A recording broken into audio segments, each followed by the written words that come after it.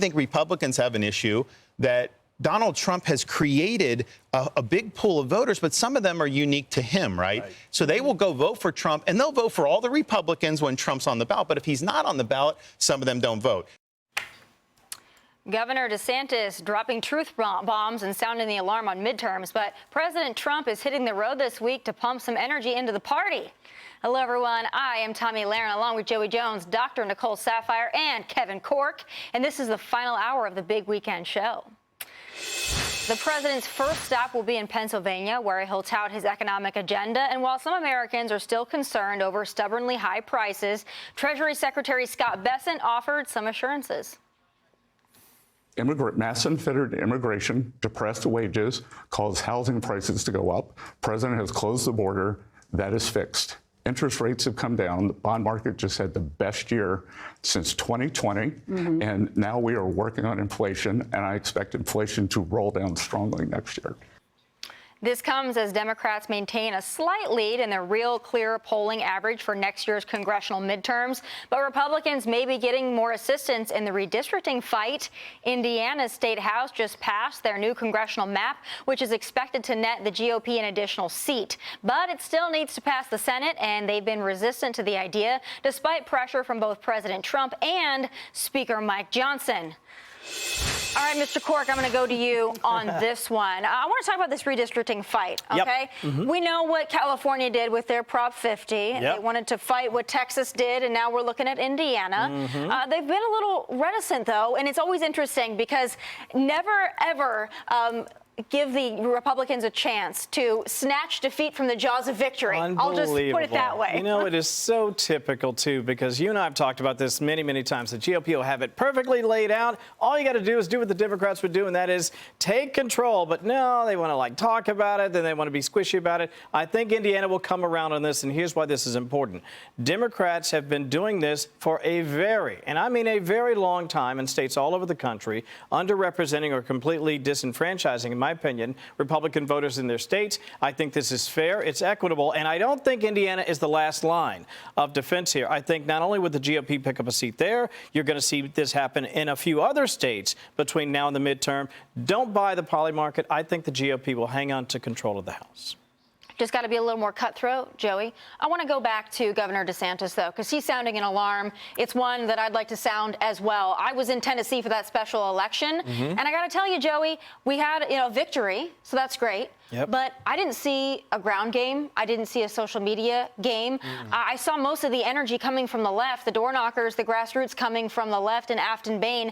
That really rattled me to my core. I'm worried that Republicans are not ready for midterms. Yeah, you know, here's the deal. I don't know why. I think it's a part of the nature of being a Republican and a conservative. You look at government as this other thing. You're busy with your life. Marjorie Taylor Greene is about to retire from my district, and I can tell you, my phone rung off the hook from different places that were like, hey, you'd be a good guy in that district. And the truth is, the people that would serve it best aren't interested. Now, I'm not talking about myself right now. There may be some good folks that are looking at it now, but some of the people I suggested or I thought would be great, they're trying to, raise their kids and run their businesses. And so when it comes to the midterms, I just don't know that Republicans are going to have the momentum enough to do it because President Trump isn't on the ballot. But also, things aren't terrible right now. So it's just people aren't running to the ballot box trying to save the country. Maybe they need to use some fear mongering. That's not what I want to be the motivator. But people look at what's right in front of them. And if things get a little bit better, which I think they are a little bit better, they just get less motivated. And keep this in mind, too, my friend. As we get closer, a Fed chair change. We're going to be talking about housing starts going to, I think, really heat up as we get into the spring. I think things will continue to improve. And when that happens, that actually creates motivation. What isn't happening right now in December and January, that's a very different ball of wax when compared to, say, June and July. And that will have, I think, a greater impact on the election than what we're seeing right now. But, Nicole, to Joey's point there, I'm a little concerned because if things get better, it feels like people go out and vote and they're motivated by anger sometimes. That's true. Or at least it's been that way. So if things get a little better, I'm worried that the Republicans might say, oh, President Trump has got it. And the Democrats, we know they got the TDS. They're going to go out and vote because some of them don't have anything else to do but just go vote and activate everybody, right? They got a lot of time on their hands. They got some grassroots energy. So I'm a little concerned. Voter complacency is a real issue, especially when it comes to Republicans. And you're right, the fear-mongering of vote for me and I will save you. I will save the country. I'll save your family. I mean, that is what gets people out to the voting box. But if you look at the New Jersey gubernatorial race that just happened, you had 56% or 56% of registered Republican voters turn out for Jack Ciattarelli, or just turn out in general. That's up from 40% the following year. So you're actually seeing a higher voter turnout. That was the highest voter turnout in a non-presidential year, and I think New Jersey's history. So that's a really good sign. However, Republicans have a real problem getting people to the ballot boxes when the president's not on the ballot, and especially when President Trump is not on the ballot boxes.